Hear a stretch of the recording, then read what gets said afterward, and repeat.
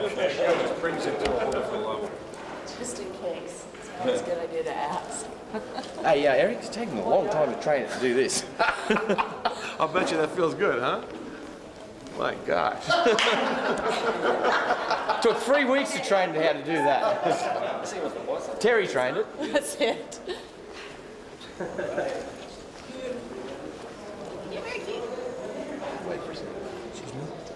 What do you have? Swing this way.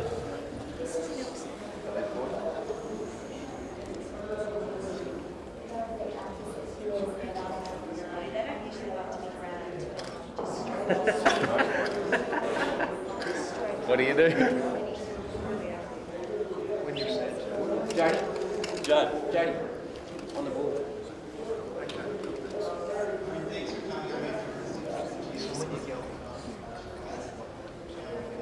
Sarah, did you train this snake? We're right to go? You ready? Okay. We're good. Let's go in, guys. Okay. This is Steve Irwin and his wife Terri Irwin, and his team from the Australia Zoo. And I'm going to pass it on over to Steve. And he will introduce everyone and his team. Okay. Hey, how's it all going? It took Terri 3 weeks to train the snake to do this. Albino. So this is Wes Mannion. He's my best mate, director of the zoo, and all-round nice guy. This is Brian. He's curator of crocodiles. Tara, which is Wes's wife, our makeup artist, and all-time wildlife wrangler. And Jody's curator of mammals. Kelsey's the senior curator. Stewie's in charge of marketing, and Sarah's my personal secretary. After the conference, or if anyone wants to get close, have an experience with an animal, please feel free. That's what Crocodile Hunter's all about, is using your senses, not just your eyes, with wildlife, but it's about touching, feeling, smelling, and listening to them. Yeah, and you can do that with the staff too, if you like. All right. Have you brought these animals from Australia? No, these are all American animals. We work with the fauna, LA, and all of these. He's got about, I think, 200 or 300 animals, predominantly reptiles. And these are the finest in the country that we found. He loves these animals. As you can see, they're not stressing. If they stress, we stress. So they're the non-venomous, non-Australian type. Yeah, that's it. The safety. Got to have the safety factor when there's a large number of people. But when we get out there, I've got 3 very hot animals that, lucky enough, I've got a lot of distance between me and the crew that are out there. Tell us a bit about the film. Right, the Crocodile Hunter collision course. Well, what a journey. If you can imagine, in 1999, I was filming over in Namibia with John Stainton. Where is Mr. John? Keep the speed. Okay. So first of all, talk about, you're talking to Rebecca here. Talk about what that does and how that works with you talking to Yeah. Well, Rebecca's an iguana, a rhinoceros iguana. She's called a rhinoceros iguana because of these bumps on her nose, just like the horns of a rhinoceros. She comes from the Republic of Dominica. They're an endangered species. They're in a lot of trouble down there. And at home at Australia Zoo, we've got a breeding program for them because they're endangered. And she's just beautiful, mate. Have a look at her. Hey? Really? She is so quiet and so at ease, which helps me, you know. Here I am in Las Vegas. Can't believe it, mate. It's like, talk about a fish out of its element. So when I get in nice and close to wildlife like this, her karma helps my karma. And together, we're not stressed. We're pretty passive, pretty laid back. Do you have to balance the creatures between this type of animal with the wilder stuff to keep yourself sane? Yeah, it's kind of a juggling act. Yeah, balancing wildlife always will be. But I'm a wildlife warrior. You know, I was born into wildlife. I eat, sleep, and live for conservation. So I'm just running around all over the paddock, no matter which country I'm in, trying to conserve wilderness areas and look after trees and flora and our oceans, and which I guess in essence is really good for wildlife, but it's also good for humanity. For without trees and nice clean oceans and a lot of animals, it'd be a very sad place to live, our Earth. I know your movie's going to have that kind of message. Yeah, mate. So talk about how this generated originally, this film. Yeah, the movie was started, oh crikey, back in 1999. Myself and my best friend and director and producer, John Staten, who I've worked with for 14 or 15 years, you know.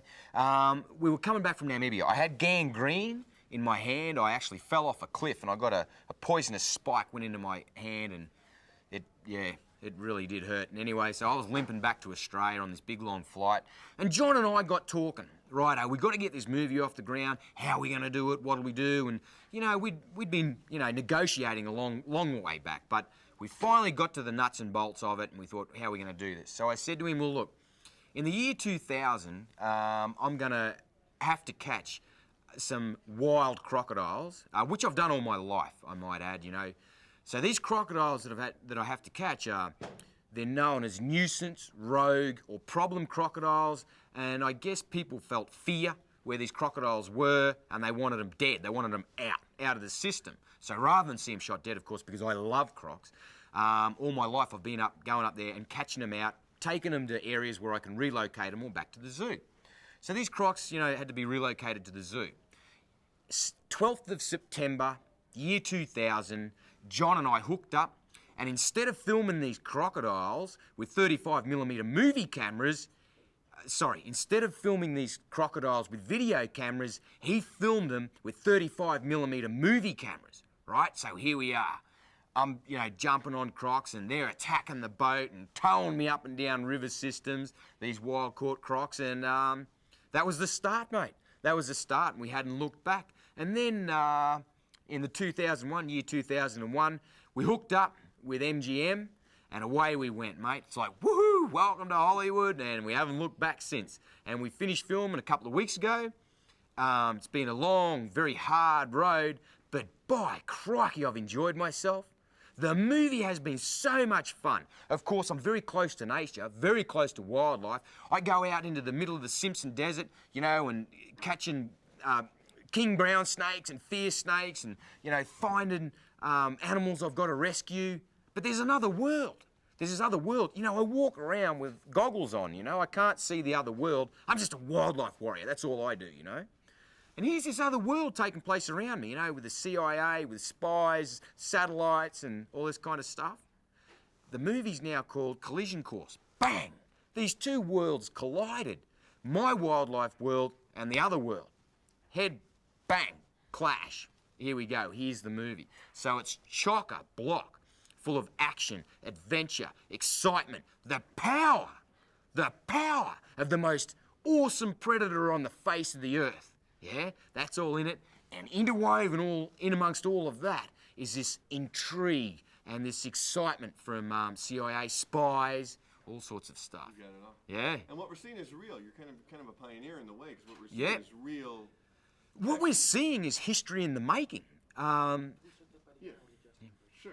It's a tight shot if you want. I can't, John. Yeah, unfortunately. Should we just lose it? Yeah. Just on this, we got him on the first couple bites, Yeah, but it's okay. We don't see it. It's okay. Yeah. Now it isn't. Do you want me to take her, or you? But you can No, she's happy. Yeah. Okay, that's fine.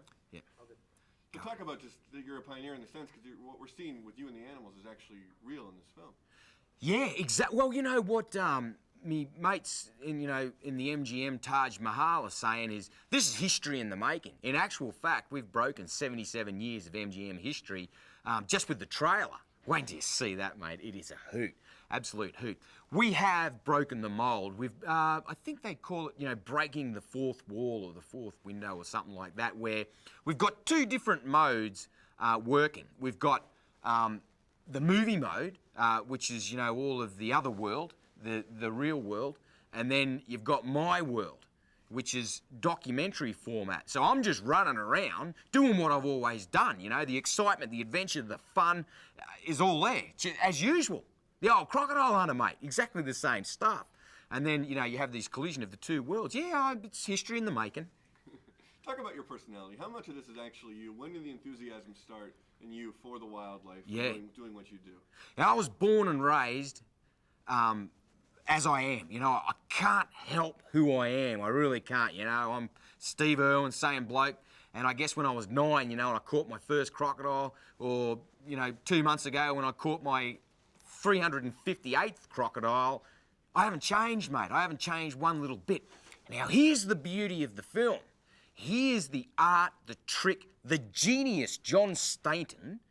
He actually, not only did he, like, write the whole thing and direct it and produce it, he also is the genius behind Steve Irwin. What he did was, he didn't let me read the script. He didn't let me read the story. In essence, what he did, he created nothing. He just created nothing, absolutely nothing. I went into the film exactly as I am now, and I just breezed through it. I just breezed straight through collision course being Steve Irwin, the Crocodile Hunter. I didn't have to change. So what a coup. What a coup. You know, some people would like to call me an actor. I don't think so. All I got to do is go out there and do this. Right. Yeah, just you be ready to me. be a movie star, though? Ready to be looked at as a movie star, different from what people Oh, think? too right I am, mate. Too right, yeah, absolutely. Yeah, oh, yeah, well, you know, the accolades for me as the movie star is here with the wildlife. It's like, yes, I eat, sleep and live for wildlife, mate. That's what we're all about. Here, this movie is the highest possible platform you could go for wildlife conservation. Yeah. Lastly, just being here in Vegas with the animals and what you're about to do. We're not going to hear this till after everyone already sees what you're doing inside. So if you just tell us what you're about to tackle across the hall. Yeah, mate, Showest. You know, I'm like a fish out of water, but once I go in there, I'll be right, because I've got me mates there. I've got a western diamondback rattlesnake, a cobra, and this big steamer alligator, which is really, really feisty. He's going to be a handful, because there's like huge big audience around us, so I'm going to have to be pretty careful. But, you know, all my life, whether it be in front of a camera or not, I've been protecting people from potentially fatal wounds, should I say.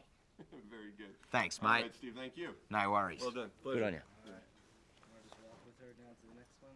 Yeah, sure. Can I get a shot with you, Steve? You bet, mate. I talk to movie stars all the time, but you're something special, so.